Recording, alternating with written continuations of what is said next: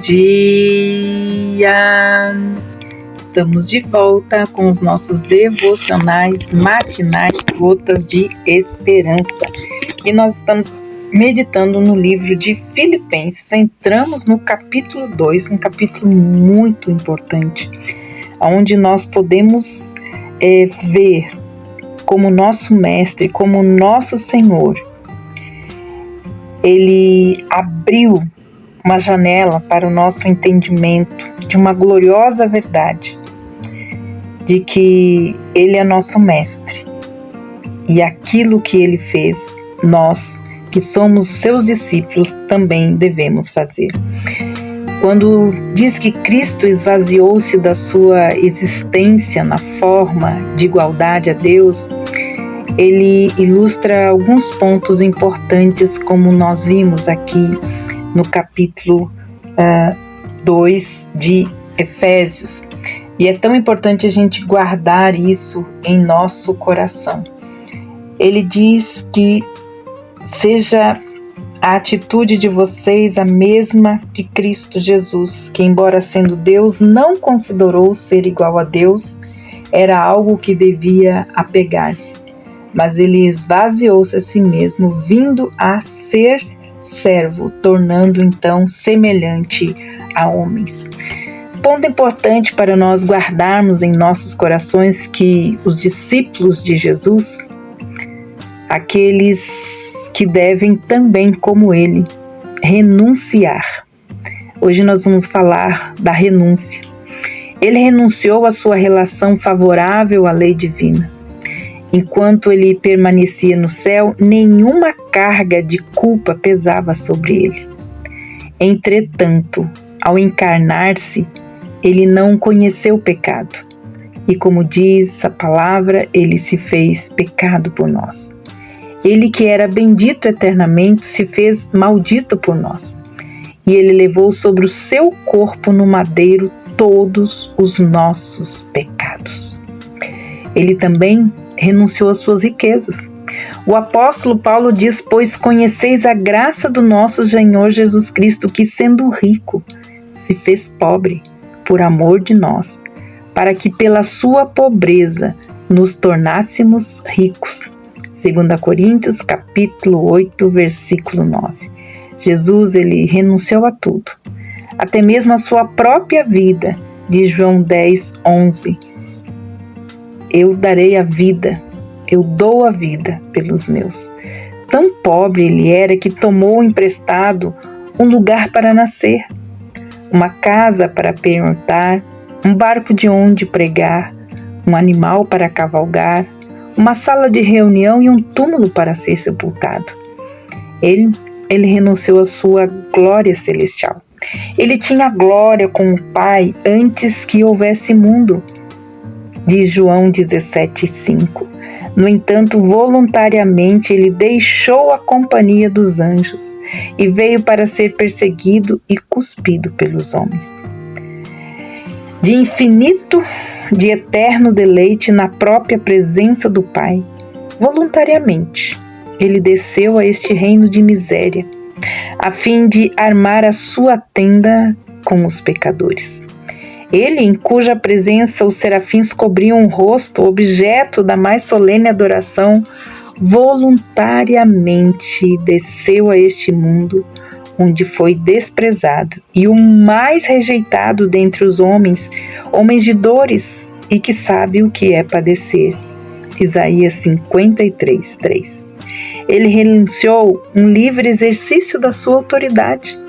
Ele voluntariamente submeteu-se ao Pai e disse: eu não procuro a minha própria vontade, e sim daquele que me enviou.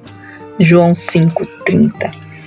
Então, Jesus não era parte homem e parte Deus. Ele era completamente humano e também completamente divino. Antes de Jesus vir ao mundo, as pessoas só podiam conhecer Deus parcialmente. Deus puderam conhecê-lo plenamente porque ele se tornou, então, visível e tangível. Pois Cristo é a perfeita expressão de Deus em forma humana. Ele nele, como diz a palavra, habita corporalmente toda a plenitude da divindade. Como homem, porém, Jesus estava limitado a lugar, a tempo, a outras limitações humanas. Contudo, ele não deixou de ser plenamente Deus ao tornar-se humano, embora abdicasse de sua glória e de seus direitos. É importante a gente refletir no que Paulo escreveu, este sublime mistério da humilhação de Cristo para ensinar a igreja de Filipos acerca da humildade nos relacionamentos. Lembre-se o que Jesus pediu para nós: aprendei de mim que sou manso e humilde de coração.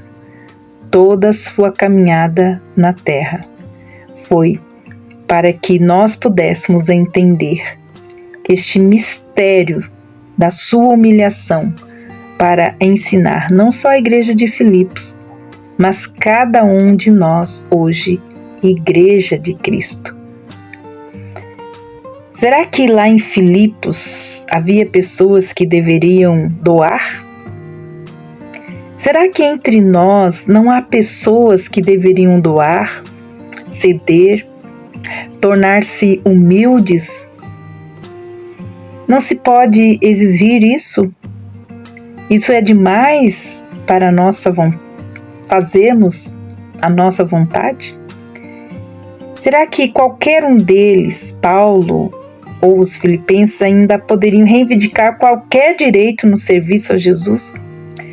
Jesus esvaziou-se e Paulo estava ensinando aos filipenses como eles deveriam fazer como discípulos de Cristo: esvaziar-se de si mesmo, renunciar, tornar-se pequeno.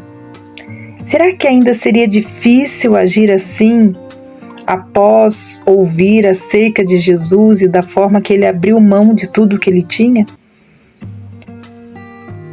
Esta igreja ouviu os conselhos do apóstolo Paulo, passando Jesus da forma divina para a figura de escravo. Será que esse incrível salto para as profundezas poderia ser comparável ao salto de um pecador perdido e condenado para tornar-se escravo desse Jesus?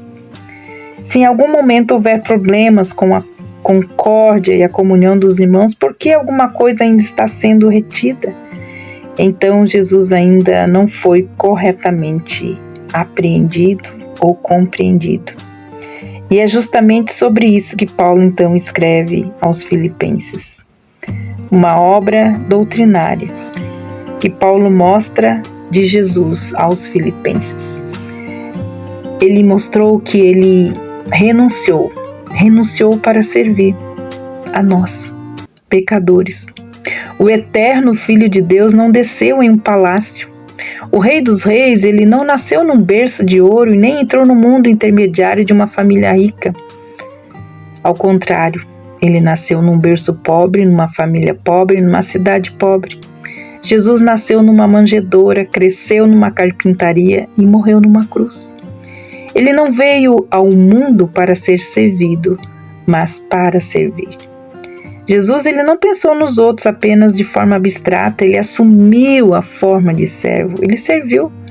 Então a palavra forma aqui é morfe, é uma forma absoluta. Jesus não fingiu ser um servo. Ele não foi um ator no desempenho de um papel, ele de fato, ele foi um servo. A única pessoa no mundo que tinha razão de fazer valer os seus direitos renunciou. E foi Cristo Jesus mesmo que disse: pois no meio de vós eu sou como quem serve. Lucas 22, 27. Jamais algum servo serviu com mais imutável lealdade, abnegação, devoção e irrepreensível obediência do que Jesus. O Senhor de todos tornou-se servo de todos. Jesus assumiu a forma de servo como ele era antes, em toda a eternidade, em forma de Deus. Jesus, ele serviu os pecadores, as meretrizes, aos cobradores de impostos, aos doentes, aos famintos, aos tristes e aos enlutados. Quando seus discípulos no cenáculo ainda alimentavam pensamentos soberbos, ele pegou uma toalha e uma bacia e lavou os seus pés. Em quarto lugar, aqui nós vemos que ele se tornou em semelhança de homem. O que Paulo quis dizer é que quando afirmou que Cristo Jesus se tornou em semelhança de homem, é que ele foi reconhecido em figura humana? Aquele que era em forma de Deus era igual a Deus desde a eternidade, tomou a forma de um homem num particular momento da história. Então, o que pode ser dito sobre o Senhor Jesus Cristo? Jesus, assim, tornou-se semelhante ao primeiro Adão, que foi sem pecado, mas como segundo Adão, fez-se pecado por nós, para vencer o pecado e nos remir dele. E para isso, ele então nasceu como um bebê judeu e cresceu como outros meninos da sua raça. Ele foi perfeitamente homem, mas foi divinamente Deus. Ele se sacrificou. Esses são os exemplos que nós devemos seguir. Muitas pessoas estão prontas a servir os outros se isso não lhe custar nada. Mas se há algum preço a pagar, então eles perdem o interesse. Mas Jesus Cristo serviu sacrificialmente e foi obediente até a morte e morte de cruz. Ele se esvaziou, humilhou-se e se fez homem. Depois desceu mais um degrau nessa escala de humilhação quando se fez servo, e desceu às profundezas da humilhação quando suportou a morte e a morte de cruz. Isso, amados, é cristianismo. Isso é o ensino que nós precisamos entender, que Jesus, ele renunciou, morreu para remover os nossos pecados, para satisfazer a justiça divina e revelar todo o amor de Deus por cada um de nós.